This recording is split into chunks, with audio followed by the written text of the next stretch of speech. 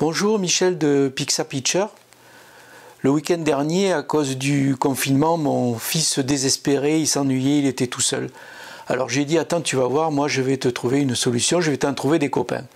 Et j'ai fait ce montage. J'ai mis cette image sur ma page Facebook et plusieurs personnes m'ont demandé comment j'avais réalisé cette image. Alors j'ai décidé aujourd'hui de vous montrer comment j'ai fait et ça sera une bonne introduction à la vidéo que je ferai plus tard sur les calques de Photoshop. Donc là, on va aller sur l'ordinateur, voir un peu comment j'ai réalisé cette image. Vous allez voir, c'est très facile. Allez, à tout de suite.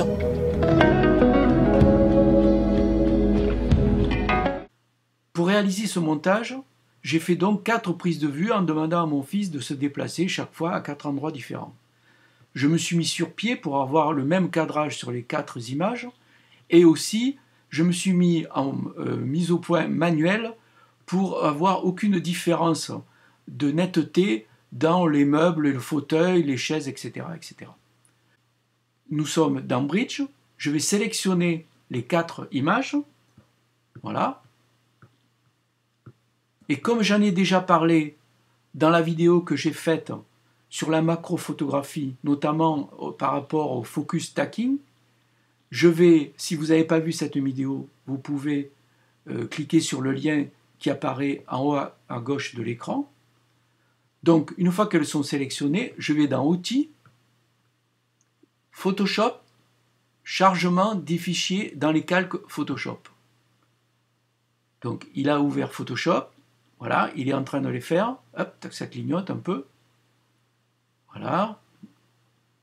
C'est un peu long, voilà. Donc là, on voit les 4 calques. Ok, donc je vais sélectionner les 4 calques pour qu'ils soient les aligner parfaitement. Dans ce cas-là, je vais dans Édition, Alignement automatique des calques. Je fais OK.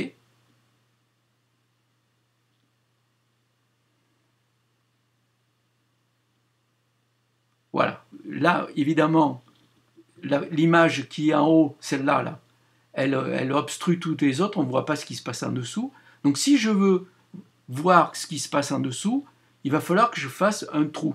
Alors évidemment, avec le papier, on découpe, on fait un trou, mais là, sur Photoshop, on ne peut pas. Donc on va utiliser, il y a 2 méthodes, la bonne et la mauvaise. Alors on va commencer par la mauvaise, qui est la plus simple, c'est de se servir de la gomme, qui est ici. Vous voyez, la gomme.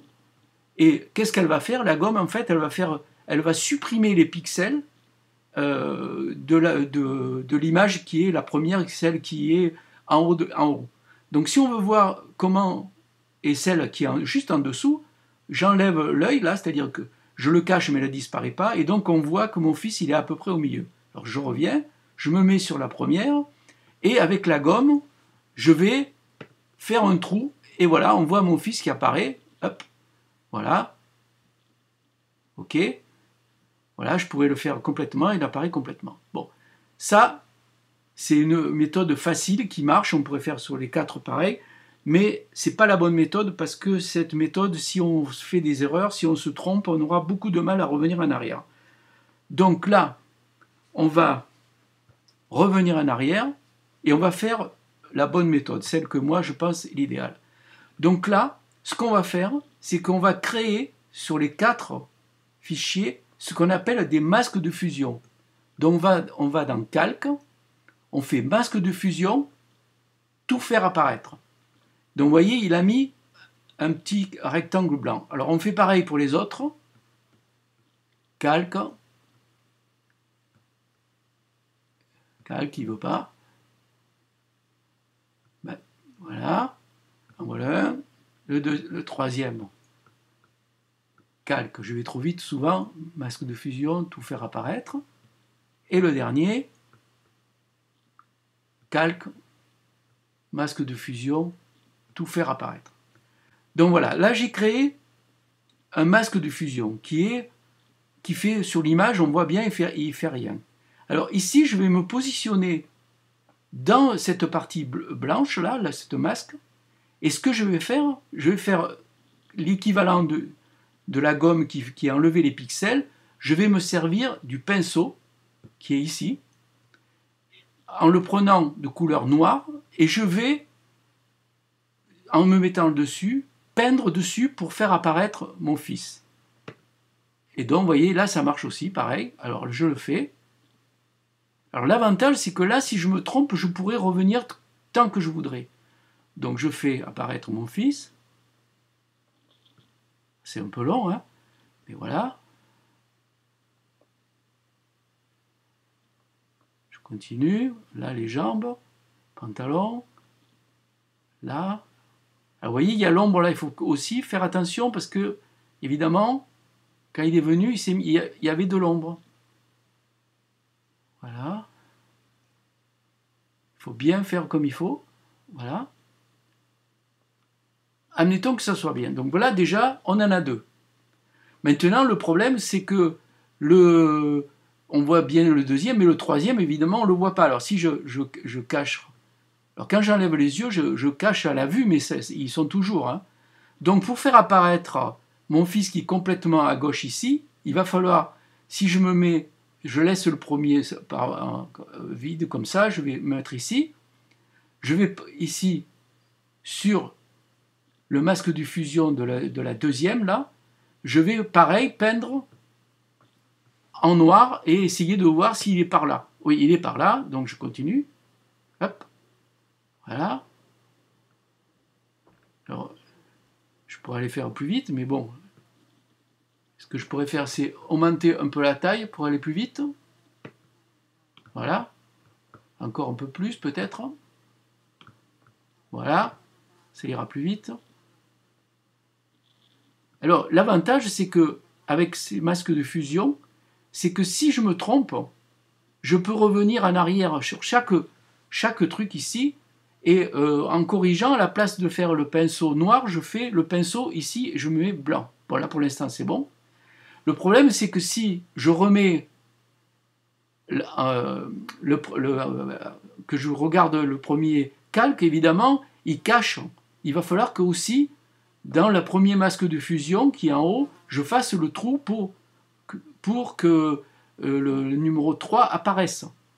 Donc, là, ce que je m'y suis mis, donc c'est par là, et voilà, je continue. Voilà. Il faut bien tout faire, parce que là, si on se trompe, voilà. Donc, de toute façon, si on se trompe, on pourra revenir en arrière. Là, vous voyez, j'avais oublié l'ombre, là, un peu là. Voilà. Donc là, on a déjà les trois. Maintenant, pour le quatrième. Alors, pareil, pour le quatrième, ce que je vais cacher le premier et le deuxième. Et ici, alors, il est où le dernier?